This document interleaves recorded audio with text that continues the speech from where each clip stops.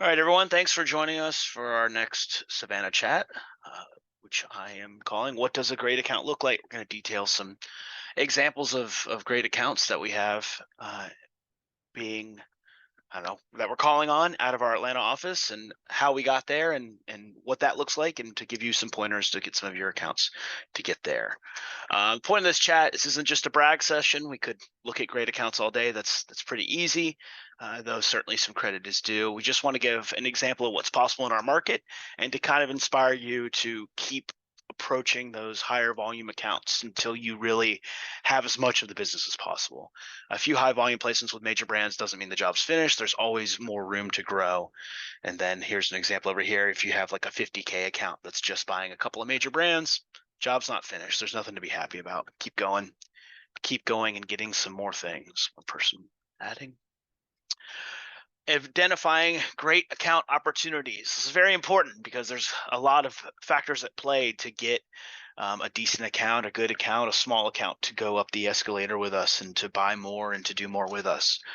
Probably the highest priority thing is a responsive and engaged buyer. If you have somebody that you can't get in front of, that won't respond to your texts, that won't respond to your calls, that ultimately just places an order on Provi and you can never get in front of, that's tough. And we have to work on getting in front of that person, whether it being just showing up and asking them for appointments in person. That generally works.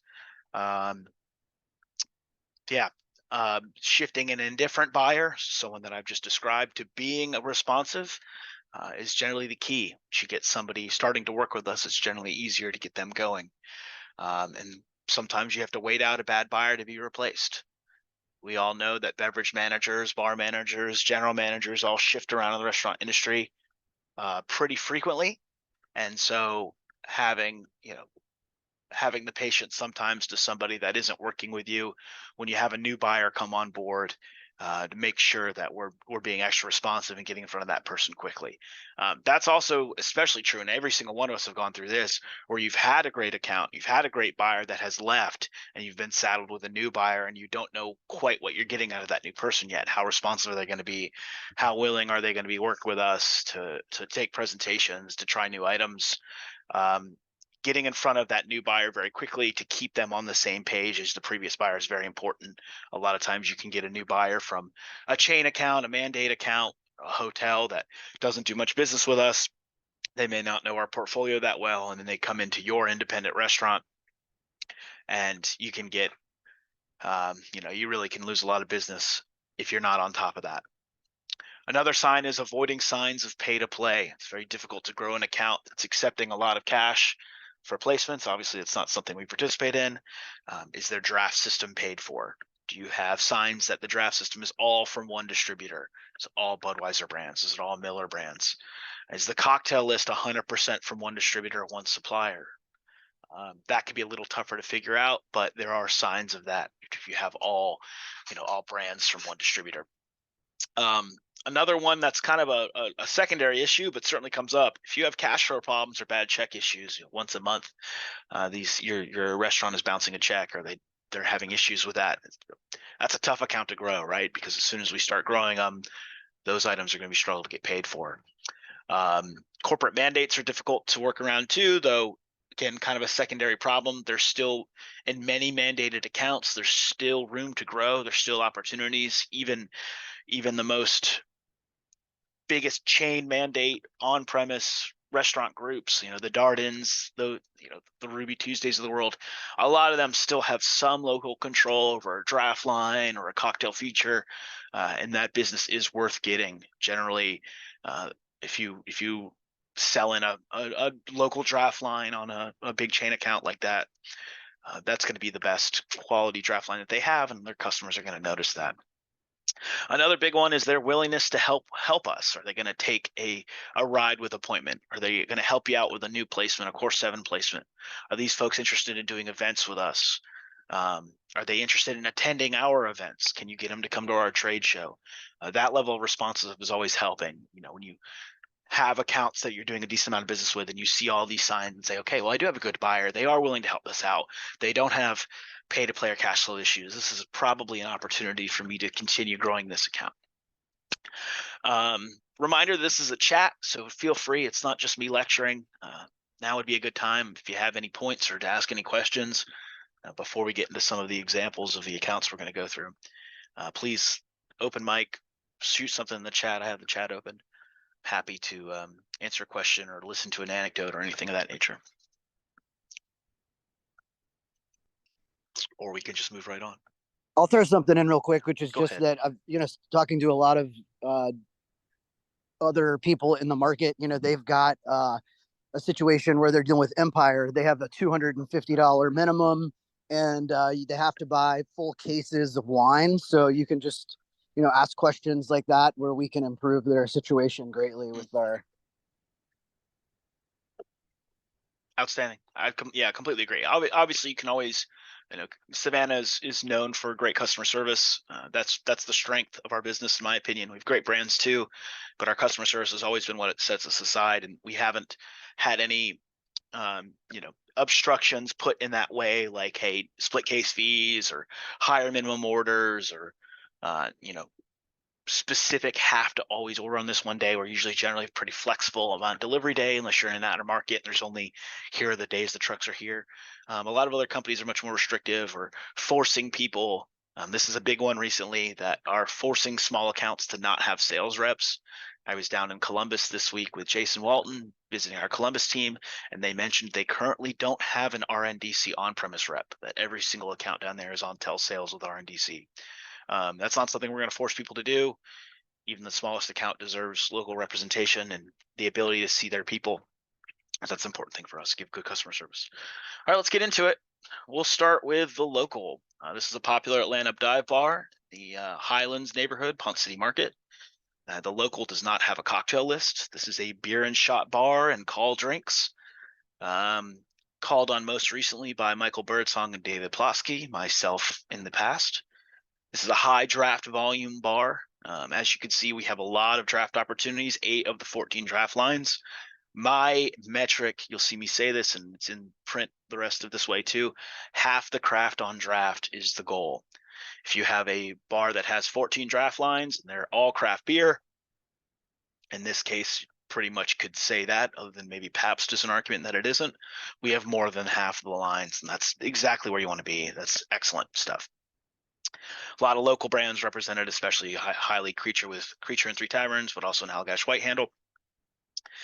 And this is a high draft volume account. They are 150 kegs so far in 2024. We're about 30 weeks into the year. So that's about 5 kegs a week. That's fantastic volume. And you can't really control the account's volume, but if we can identify the accounts that are that high volume, you got to make it a priority to keep going after the draft lines. We also have canned beer representation, so it's not just about forgetting, oh, great, we've got a bunch of draft lines, the job's finished. No, also you want canned beer placements. We also have the only canned cocktail on the menu with the long drink. That's outstanding. And even in a place like this, it's a dive bar where we can very clearly say that wine is their third or even fourth fiddle. It's still good to have that placement. And as you can see, we have Archer Roos on our canned wines. We don't have a cocktail list, but they are high volume sales in Tito's and Fernet with some other spirits brands in their order history for the back bar. And so, of course, 7 placements. I do want to open the mic here. When I was looking at this, I saw a couple of opportunities that I thought would be good things to approach an account like this. If anybody that's looking at this menu has an idea of what you would take next to this account, open mic and shoot it out there.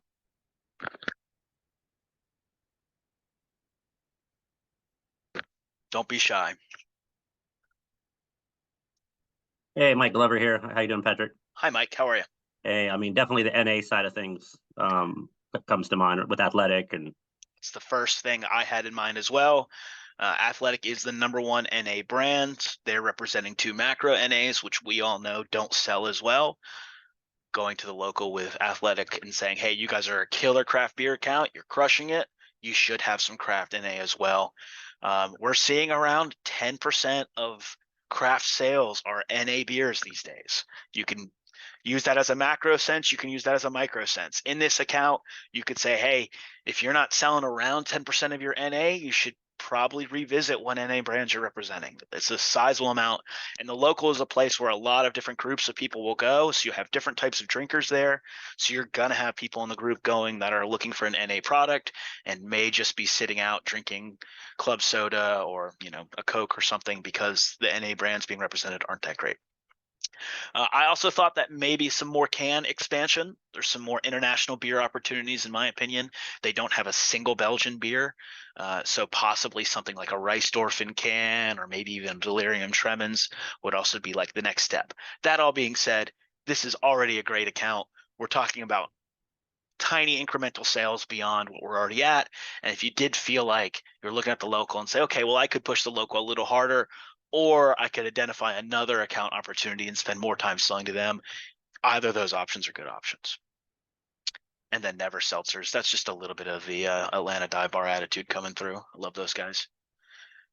You may have heard the local was up to be closed because a developer had bought up their space. Turned out that's not what's going to be happening, and they stayed open, which is great. Great account. All right, up next, the Twisted Oar up in Lake Lanier. This is Nick McNabb's count. Big, if you don't know the Oar, this is a big, high volume marina restaurant. They are very high volume account, especially in the spring and summers with boat traffic, vacationers, and then people up in the Gainesville area just going. Kind of a family restaurant during the day and for dinner that transitions into a bar at night. So let's look at what we've got here. So first, you got cocktail list placements in every category that's represented on the list. So they have vodka, tequila, rum, bourbon cocktails. We've got something in every category. You got Tito's vodka, #1. You have other vodka represented, Cathead, which is really excellent. A lot of times Tito's can dominate and the other vodka brands can fall to the wayside. We have that secondary vodka represented, outstanding. You have some major brands that aren't ours in tequila represented with Casamigos Terramana, but you also have one of our brands with Don Cosme on the cocktail list. That's outstanding. There's Plantaray representation. There's a bunch of modifiers. Oh my God, look at that Mai Tai. It looks incredible. Plantaray pineapple rum with dry curacao and a little bit of overproof floater. It looks so good. That looks like a Chris Owendahl cocktail to me. Yeah, and then a Willet Bardstown. I mean, Willet on the cocktail list is awesome. I mean, that can be a tougher one for us to sell. There's a lot of big bourbon brands out there that really dominate cocktail lists and dominate the key placements in the Brown-Forman portfolio or some of the other major portfolios. To have ours on there is really excellent work. Can't see it on the cocktail list, but there's also Well brands being represented. There are Core 7 items, so you can see that Nick is hands-on selling to these guys every month. And then we can scroll. Here's the draft beer. It might be a little tough for y'all to sell it, but we have 9 of their 16 lines, which is well more than half the craft on draft. And you see like brands like Bud Light, Michelob Ultra, Miller Lite. Those are tough brands for us to kick out. If generally an account will have already decided if they want to go full craft or if they want to have a mixed setup.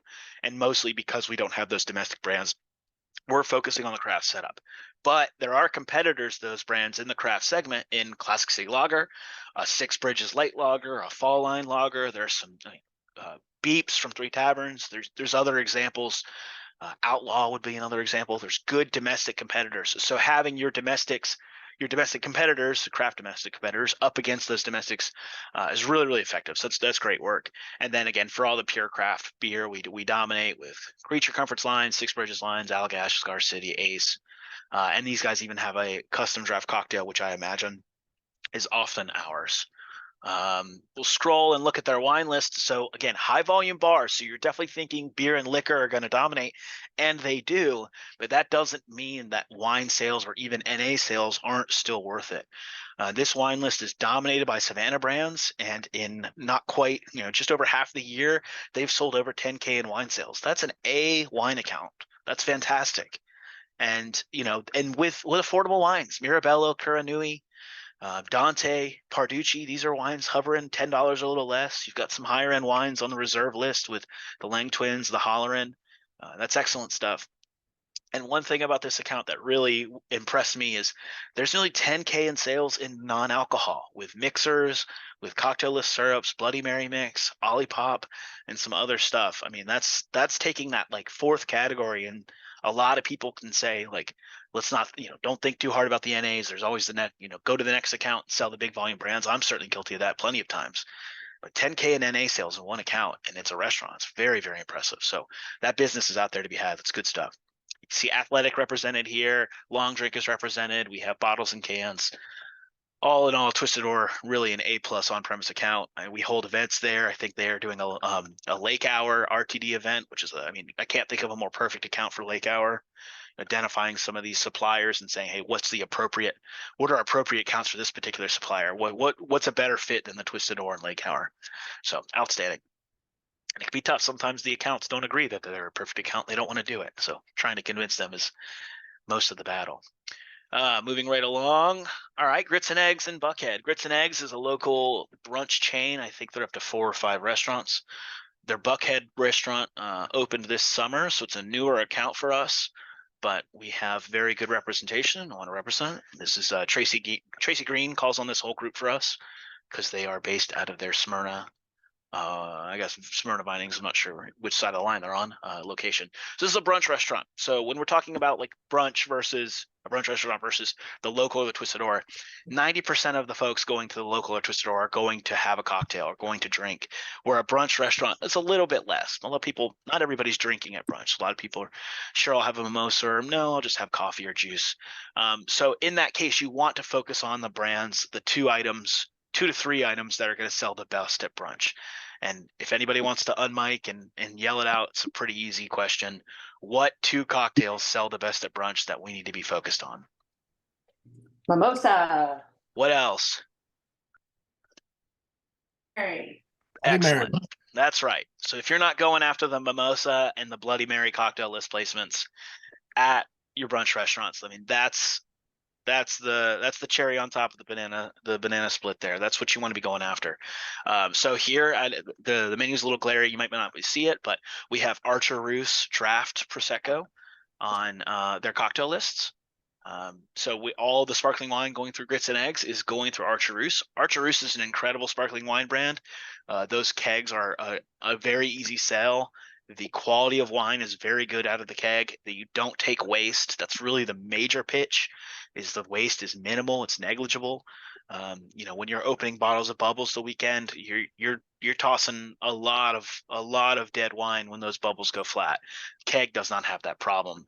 Once we start getting people's keg business with Archer-Roos, we don't lose it. It stays, and it's high volume. We have a couple accounts. One of our top wine accounts in the entire company is a brunch restaurant in Buckhead. It's not this particular one because this one is newer, but that's selling tens and tens of thousands of Archer-Roos kegs a year because they're brunch. Everybody's buying bubbles. The second thing, obviously, or possibly the first, depending on the account, is the Bloody Mary. You can see on the bottom right here, Bloody Mary with Tito's handmade vodka and Fat and Juicy. So our vodka and our mix. Outstanding. After that, you kind of have to explore the account. What in the breakfast and the brunch and the lunch setting, what's the next product up? What are you guys selling next? Is it an espresso martini? Well, this espresso martini has Tito's and Borghetti in it. Great. Or a tequila version with Cazadores Cafe. Also great. Maybe it's a daiquiri. Maybe it's wines by the glass. Maybe it's beer. That kind of almost always Bloody Mary and mimosa are 1 and 2, depending. That order can swap. Then finding that next. What else is going with for y'all? And going after that. We have some wines by the glass here. Like I said, it's a newer account, so I don't have a ton of volume information yet to go after. But all in all, we're killing it with this brunch group, and be inspired. Brunch restaurants are popping up all over the place. They're very popular. Go after that Bloody Mary, Tito's, or one of our wells. Excellent. Go after that sparkling wine placement with something like Archer-Roos and Keg. Sparcher-Roos. It's a nice combo. Archer-Roos and Keg, or a Los Monteros, a Mirabello, even a Grand Chateau for those mimosa brands. Excuse me. All right. Moving right along, we have Fudo in Brookhaven. This is Christina Clark's account.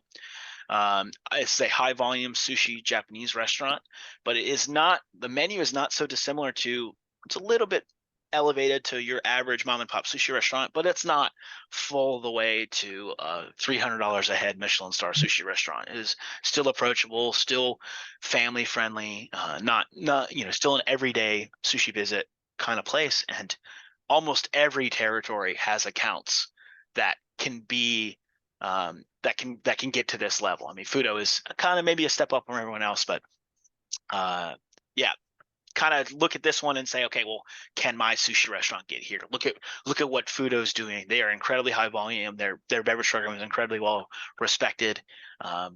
Maybe getting you in this direction would work.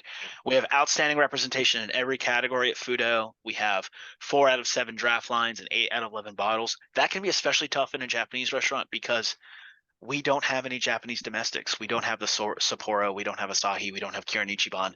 Those guys generally are the default beers for Asian restaurants that they're going to go with. We've sold past that to get the Ukiyo Lager on there, to get Orion from Okinawa on there, and to some of our other craft items that pair extremely well with Asian food, like Allagash White. As you can see, the bottle list is all high-end Japanese beer with a couple others. Very, very nice stuff. We have about 15 by the glass placements, several bottle list placements. I'll scroll to that in a second. Actually, probably now's the time. Actually, I didn't include a wine list on this one in the picture, but we can go into that cocktail list. Signature cocktails, you're going to see a good handful of our stuff as the primary. That Tito's Handmade Vodka, #1. We love that. EY Japanese Whiskey, #2, and a penicillin Japanese whiskey riff also has Chris O'Neill written all over it. And then that margarita cocktail, the Acapulco, with a 21 tequila. That's actually their #1 selling vodka, or not vodka, #1 selling cocktail. You may be surprised to learn in the sales data that 21 tequila outsells Tito's in this account because of that great cocktail list placement. It is rare when we have customers buying Tito's. As we all know, it's the #1 selling brand, which means in most accounts, it's the #1 selling brand. When Tito's is well represented, it's rare that something else outsells it from our book. But in this case at Fudo, both 21 Tequila outsells Tito's and EY Japanese Whiskey outsells Tito's because those cocktails are so popular. So it's awesome to get those secondary brands up on that level and getting high volume. They have a large wine list here, but I mentioned we have 15 by the glass placements. I mean, it's outstanding. I don't know if I could find another restaurant that we have that many BTGs. We may have some out there where we just have the whole menu, but this is not an example of a place where we have their whole by the glass menu. There are competitors. There are the other distributors who are good at their jobs too, going after these placements, and we've got them. So killing it in there. And then something I love about an Asian restaurant is sake and soju and those type of products. That on premise they really only sell in Asian restaurants. So you kind of have that second wine list for sake. And if anybody's doing more sake business in your Asian restaurants than us, with the portfolio that we have, the portfolio that Koji's developed, that's an area of opportunity. We're known for sake. We've got most of the best brands, and this is a section where we absolutely dominate. Hot sake is Koji. If you go down that list of the bottle selection, you're going to see almost 2/3 or more of those products are ours. And then in the reserve, I just didn't go into this much, but other whiskey brands in the reserve section. Wine and sake in this place, even though look how well represented we are on beer, we're extremely well represented. They do 2-to-1 business in wine and sake. So whatever the beer is selling, let's say it's 10K a year, they're doubling that with wine, just to kind of give you all an inspiration of what wine and sake business in these types of accounts are capable of. Really high volume stuff there. So beer and wine, or wine and sake, double beer in Fudo. Very good. Excellent job. This is a fantastic menu.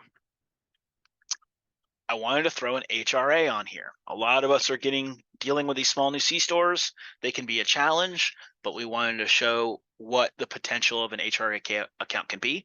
This is Bell Creek Food Mart up in Hiawassee, Georgia with Greg McIntosh. If you've never been to Hiawassee, it is beautiful. There's Lake Chattooga up there. It's just nestled in the North Georgia, and you can see it's right on the border, so you can see North Carolina's mountains too. It's a nice day trip. It's a beautiful lake. There's some decent restaurants up there. It's a cool little town. So we got an HRA Mart up there that I'm sure Greg was contacted. Hey, we've got this, go get this one open, just like they have for everything else with a handful of NA brands we have mandated in there. And Greg went above and beyond and got 30 extra SKUs on their opening order. As we can see, 15 to 20 beer placements here, some wine placements with the sweet wines with Moscato, adding OKF and Polar Tonic to that opening order, getting a 25 case BioLite order instead of just the minimum mandated order. Is really outstanding job. And this is exactly the model of what we want these HRA accounts to be. If you can get an HRA in a year, if it took you to get an HRA account to buying this amount of products, that would be a success. Getting them on the opening order is just absolutely outstanding, because obviously the sooner the products get in, the more time we have to sell that in the future. Yeah, so this is a 2K opening order, and you may think of a C-store, oh, well, I just dropped a 2K over order in there. They're not going to order for months. Greg had a reorder of a good handful of these products within 2 weeks, and I bet if I checked today, there'd be another reorder already. So look at these HRA accounts as an opportunity to get this big. C-stores can do a lot of business with us. 10 to 20K a year with a C-store is not uncommon. It can be hard. It takes a long time. It takes a lot of work to get them to that. You want to make sure you have a nice store, a high volume store, high foot traffic. Some of these stores are holes in the wall and don't have as much foot traffic. Probably pay a little less attention to those as the nicer, newer stores with high foot traffic. Fish where the fish are. But the potential in these places can be very, very good, and can end up being high volume sales. And we have 1,000 HRA accounts coming to us. Many of them are already open, but there's still hundreds more to go. That's going to be in the entire state. I know we're still kind of opening the ones in Metro Atlanta and haven't quite gotten all the way out to the outer markets of the state yet, but they're coming. So know that this is potential. And I'm getting towards the end of my time here, so we'll knock out one more account. This is Kelly's Market in Decatur, called by Brendan McMacken, and done a good job by some of his predecessors as well. In these beer wine neighborhood markets, we tend to dominate with beer. There's other styles. Candler and Grant Park Market is beer heavy, though we do want good wine business there too. Savvy Urban Market, we've about 12 of those in the market now. A couple of them have liquor stores attached. We're beer heavy there. And this one, beer, wine, and NA volume is very, very close to each other. And that doesn't mean beer is low volume. This is a quite good neighborhood beer store, but the wine and the I'll just continue. I mean, kind of to paraphrase real quick, excellent NA representation. Continuing, here's the staff picks from Tanner. This is their wine buyer. Brendan presents to Tanner often multiple times a week. They do events in the store multiple times a week. Tanner comes to our stuff. He's a very, very engaged buyer, which we love. And Brendan is taking care of that opportunity and doing a great job. Great beer merchandising. I don't have a beer picture, but we have beautiful beer shelves as well. And then the Tanwich is delicious. I'll look into, it must be Tanner's sandwich. And then Olipop, we sell them a ton of Olipop. We have a beautiful little Olipop display. So yeah, just kind of looking at the opportunities in these places, hand selling a lot. Keep going after the wine business, keep going after the NA business. We're doing a ton of NA business this year and last with those portfolios. I hope that some of these examples were good examples for you of what to go after. In conclusion, go after at least half the craft on draft. If you're not there yet, you still got more work to do. Don't forget about bottles and cans as well. You want to get cocktail list placements in multiple categories. If you just have the vodka cocktail, there's more work to do. If you're not selling any wine or you're just selling a couple of low volume wines, there's still work to do. Keep going after that wine business, those Pinot Noir or Cabernet placements, the sparkling wine, Pinot Grigio, whatever it is. And don't forget about miscellaneous brands, canned wines, RTDs, non-alcohol. A lot of business out there to be had that I demonstrated. Get our top brands represented in print. I don't need to go into what those are. And then thematically, we want high representation. If you have an Asian restaurant, sake, soju. If you have a Mexican restaurant, go after the tequila and the agave spirits and the Mexican beer or Latin beers. And then get these folks involved in events, staff trainings, get them to come to our trade shows, invite them to events when we have the opportunity to do that. And most importantly, to get to these spots, utilize your managers, whether it's your DM or your category managers, myself, Mike Glover, Jason Walton, Chris, whoever you need to, the wine team, the beer team, get them to assist you in creating a growth plan. Most of us can look at your accounts, can go in there with you, look at the back bar, look at the wine list, and kind of give you some brands to say, hey, here's probably the next 5 brands you should present to them. This is what's going to work. This is what's going to go after. I see a lot of places that, a lot of bars that are maybe not a cocktails. Like the Local is a good example where you're having high volume beer, you're having Tito's. You're like, well, what's next?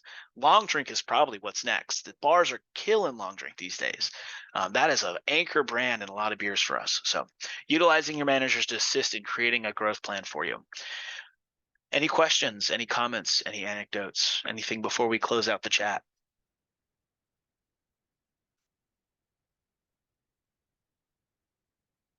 All right.